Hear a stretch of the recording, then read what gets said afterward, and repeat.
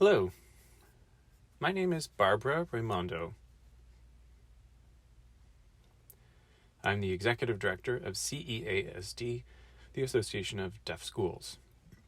I'd like to join you today to talk about the Deaf Education Guidelines.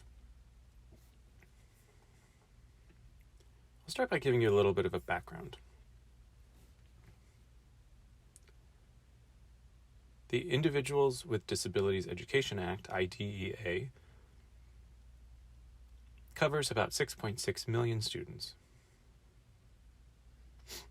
Of those students, about 76,000 are deaf or hard of hearing. And of those deaf and hard of hearing students, approximately 40% have an additional disability. Most deaf and hard of hearing students are in quote-unquote regular settings, meaning that they are in hearing schools with hearing peers. There are approximately 14,000 school districts nationwide that provide services, so on average, there are less than 6 deaf and hard of hearing children in each of those school districts. That means that 6 children in each school district up to the age of 21. This means that most deaf students are solitaires. They're alone in their environments.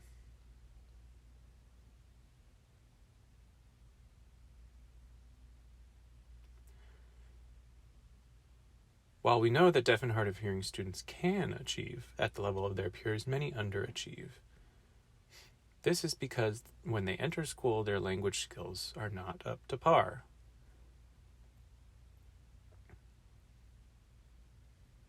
This can mean that it would be difficult to provide services appropriately because the knowledge and resources are not there in these districts if they only have one student, for example.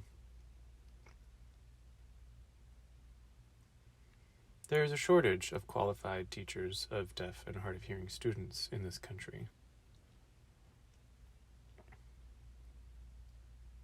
We also know that deaf and hearing students have different ways of learning, that there is a cognitive difference in the way that deaf children learn. That is summed up in this quote, "Deaf children are not hearing children who can't hear. We have to use different approaches." I'm sure many of you are familiar with these challenges and the efforts that have been put in place to try to improve on them. Lead K is one example.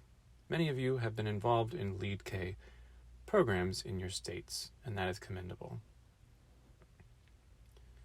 Lead K has established language milestones that children should meet, and meeting these milestones is the key to academic success. The Cogswell-Macy Act. This is a bill at the federal level, and we thank everyone who's been involved in supporting that. EHDI, or EDI, Early Hearing Detection and Intervention, is important so that children can be identified and get access to resources at a young age. Finally, the Deaf Education Guidelines, which we'll talk about today, and all 4 of these principles support each other in ensuring that deaf children can succeed. There are 2 different types of system of support. Bottom up, like grassroots support from teachers, parents, and students, or top down, coming from policymakers, legislators, etc. Both of these types are important and can be used according to the Deaf Education Guidelines.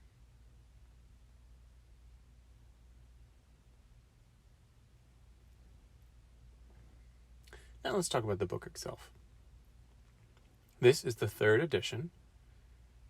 It is published by the National Association of State Directors of Special Education.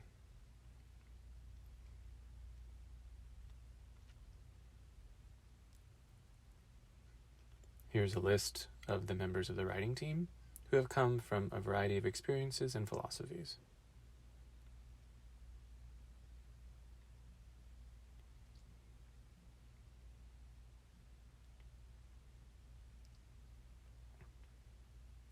I'd like to touch upon the different principles that appear in the book.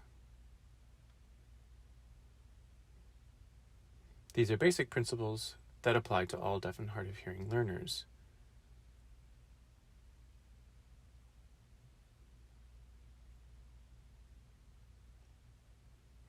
These are the essential principles to ensure that deaf and hard of hearing students can be successful in school. The first is that each student is unique, and I'm sure you're already aware of this. They each have their own communication needs, language levels, etc. The second principle is that high expectations are important. If a child does not have enough language access, then they can't succeed, but we can have high expectations for them in their success. Number 3, families are critical partners, and we know that that's true. Number 4, early language development is key to success. Language fluency is important for cognition, literacy, and academic achievement. Number 5, specially designed instruction is individualized. This is an important concept from IDEA, that we need to individualize our education to each learner. Number 6, the LRE, the least restrictive environment, is a myth in the world. The LRE should be based on the learner. This means that deaf and hard of hearing children should have access to the right type of language at the right times so that they can learn. Number 7, educational progress must be carefully monitored so that students can matriculate successfully. Number 8, access to peers and role models is important.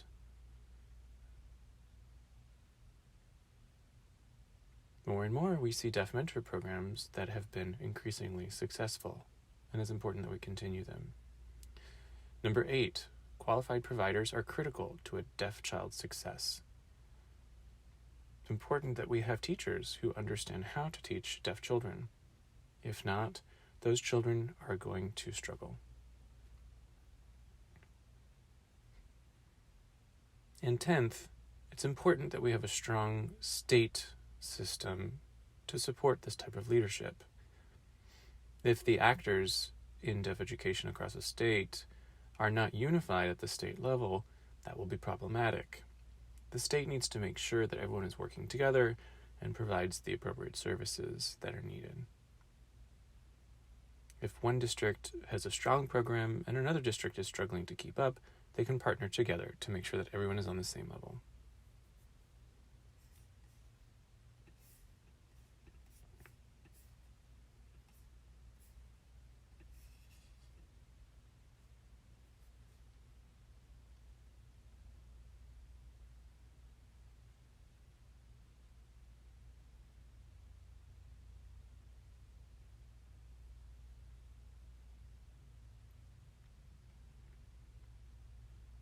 The American School for the Deaf is proud to sponsor the National Deaf Education Conference, which has created the NDEC Signs and NDEC Engage series this year. During the pandemic, we need to be creative and thoughtful about how we reach our communities, and NDEC has done that for our instructors, administrators, and parents. Thank you. Now I want to touch on the different principles. So the principles that I just told you are the essential principles. Federal laws and policies support them, like IDEA, ADA, and 504. The book talks about how those laws work together in order to effect change. Early identification and intervention is important to consider. We provide some examples of what that looks like and best practices. Evaluation and eligibility. We need to make sure that the deaf child remains qualified for services and that we provide appropriate evaluations to provide those services. Once the evaluation is done, we need to set goals.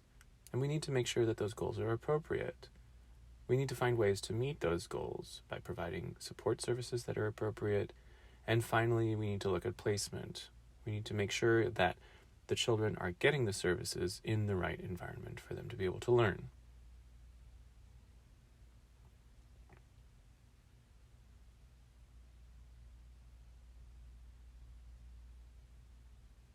When deaf children enter mainstream environments, we need to think about how we can support a child in those types of areas and provide the right accommodations. Once they've graduated from high school and they decide to go to college or into a career, we need to aid them in making that transition and to support them in the new challenges they may face there. We need to think about who the right people are for these children, the personnel that will surround them and support them. In the last chapter, we provide a checklist that every deaf and hard of hearing program should be able to follow.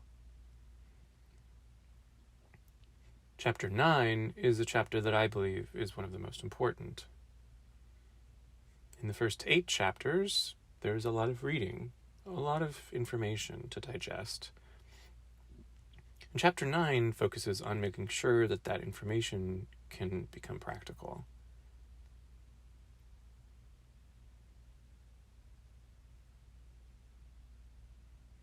So Chapter 9 begins by providing a synthesis of the recommended practices. It's based on the essential principles that I mentioned before. And it provides practical and systematic methods to aid these students. It will help you discuss current issues, guide improvements, and reflect on current practices. Now, these recommendations are not set in stone. They can be adapted to individual programs and different levels, depending on if you'd like to use this at a school or at a state level, as an example.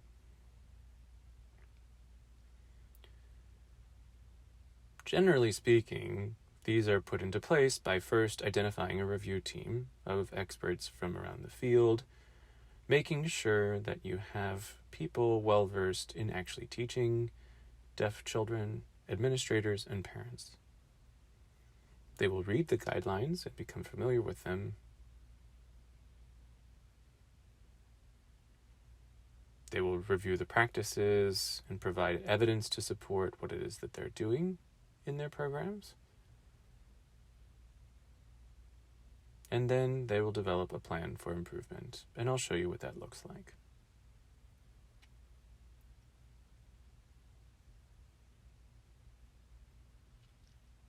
The snapshot you're seeing here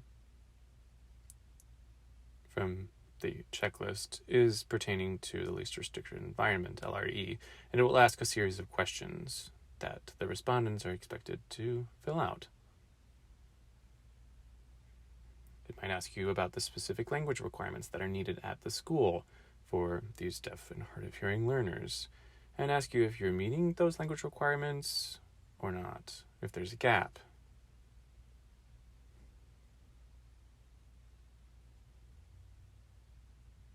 Once you've answered the yes or no question, you're also asked to describe how it is that you're meeting the practice or where the gap lies.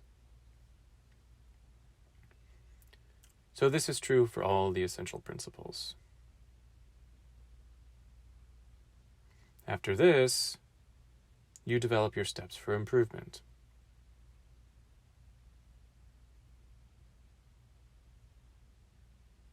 So, for example, in number 1, considering the unique needs of each student, you would write down the gaps and then offer some steps to improve on those gaps.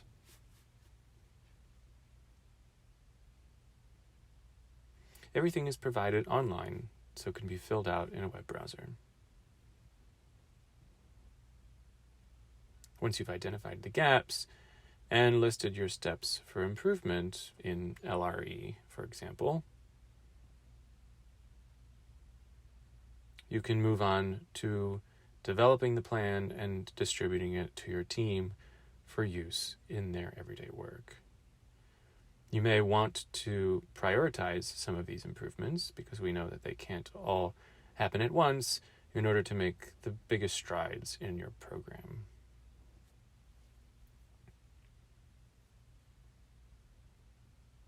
There are different ways to view this implementation.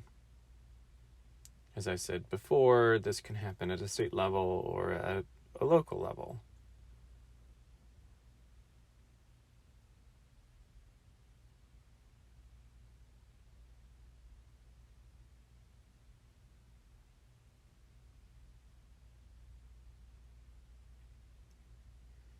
You may want to develop communities of practice, people who are experts in specific areas, if you choose to work on specific areas of improvement. And then consider the ways in which you might roll this up to the state level. If that's true, you might provide a statewide training online for all of the practitioners in your geography. And those people can receive the training and then provide it back to others down the line in a train-the-trainer format. The question that I now ask is, how will you use the guidelines? There are several support resources available. The Clare Center provides some very nice videos that are provided online, and we also have a website.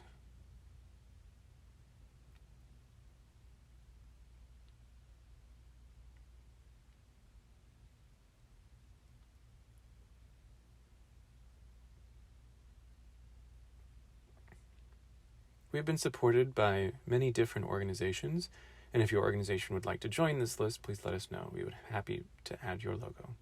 Thank you very much for watching, and all the best to you in using the guidelines.